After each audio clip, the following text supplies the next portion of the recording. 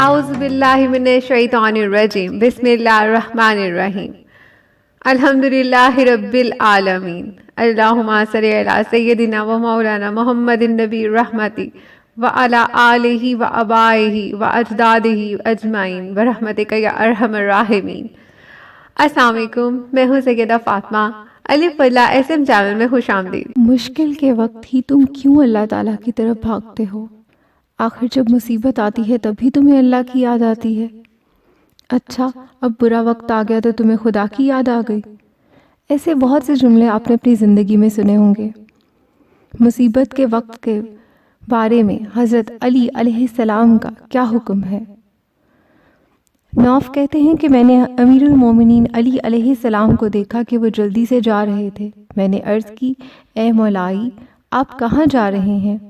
آپ علیہ السلام نے فرمایا، اے نوف، مجھے میری حالت پر چھوڑ دے، کیونکہ میری آرزو اور تمنا مجھے اپنے محبوب کی طرف لے جا رہی ہے۔ میں نے عرض کی، اے میرے مولائی علیہ السلام، آپ علیہ السلام کی آرزو کیا ہے؟ آپ علیہ السلام نے فرمایا، وہ ذات جو میری آرزو کو جانے، وہ جانتی ہے کہ میری آرزو کیا ہے، اور دوسروں کو اس آرزو کے بیان کرنے کی ضرورت نہیں ہے۔ یعنی مجھے اپنی آرزو کسی اور کو بتانے کی ضرورت نہیں، وہ ایک ذات حق میری آرزو کو جانتی ہے۔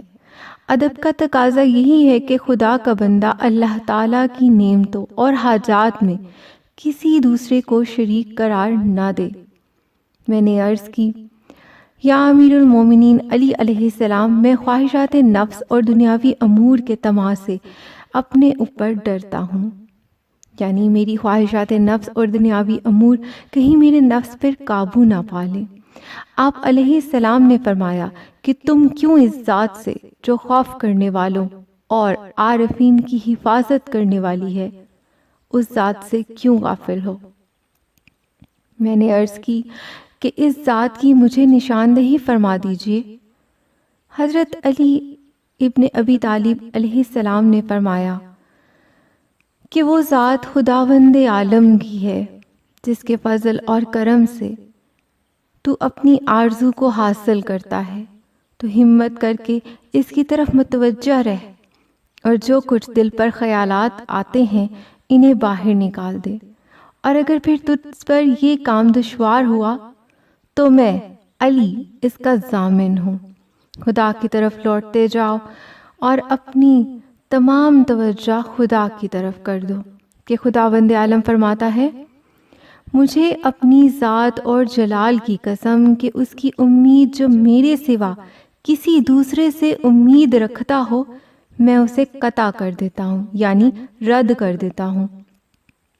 یعنی جو اللہ تعالیٰ کے سوا کسی دوسرے سے امید رکھتا ہے، اللہ تعالیٰ اس کی امید کو رد کر دیتا ہے، اور اسے ذلت اور خواری کا لباس پہناتا ہوں، اور اپنے قرب سے دور کر دیتا ہوں، اور اس کا اپنے سے ربط یعنی رابطہ توڑ دیتا ہوں، اور اس کی یاد کو مخفی رکھتا ہوں۔ ویل اور پھٹکار ہو اس پر کہ جو مشکلات میں میرے سوا کسی دوسرے سے پناہ لیتا ہے، جبکہ تمام مشکلات کا حل کرنا میرے ہاتھ میں ہے۔ کیا وہ میرے غیر سے امید رکھتا ہے جبکہ میں زندہ اور باقی ہوں؟ کیا مشکلات کے حل کرنے میں میرے بندوں کے دروازے پر جاتا ہے جبکہ ان کے دروازے تو بند ہیں؟ کیا میرے دروازے کو چھوڑ رہا ہے جبکہ میرا دروازہ تو کھلا ہے؟ کس نے مجھ سے امید رکھی ہو اور میں نے اسے نا امید کیا ہو؟ اللہ تعالیٰ فرماتا ہے، میں نے اپنے بندوں کی امیدوں کو اپنے ذمہ لیا ہوا ہے اور ان میں ان کی حفاظت کرتا ہوں۔ میں نے آسمان کو ان سے پر کر دیا ہے جو میری تسبیح کرنے سے تھکتے نہیں ہیں، اور فرشتوں سے کہہ رکھا ہے کہ کسی وقت بھی میرے اور میرے بندوں کے درمیان دروازہ بند نہ کریں۔ جب کسی کو مشکل پیش آئے، کیا وہ نہیں جانتا کہ میری اجازت کے بغیر کوئی بھی اس کی مشکل کو حل نہیں کر سکتا؟ کیوں بندہ اپنی ضروریات میں میری طرف رجوع نہیں کرتا جبکہ میں اسے وہ دیتا ہوں کہ جسے اس نے چاہا بھی نہیں ہوتا؟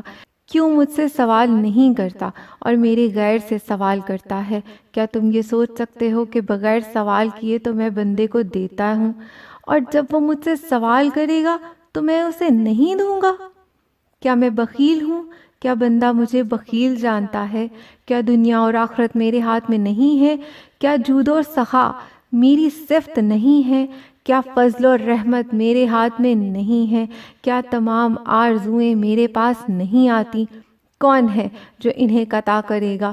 مجھے اپنی عزت اور جلال کی قسم، اگر تمام لوگوں کی خواہشات اور آرزوؤں کو زمین پر اکٹھا کر دیں اور ہر ایک کو ان تمام کے برابر بھی عطا کر دوں، تو بھی میرے ملک میں ذرہ برابر کمی واقع نہیں ہوگی۔ جو کچھ میری طرف سے دیا جاتا ہے وہ کس طرح نقصان والا ہوگا؟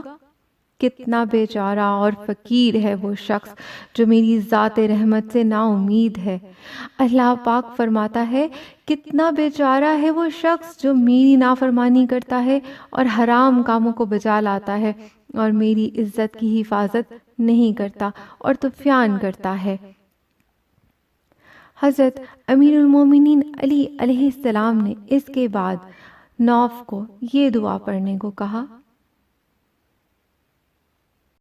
یہ واقعہ کتاب خودسازی سے لیا گیا ہے۔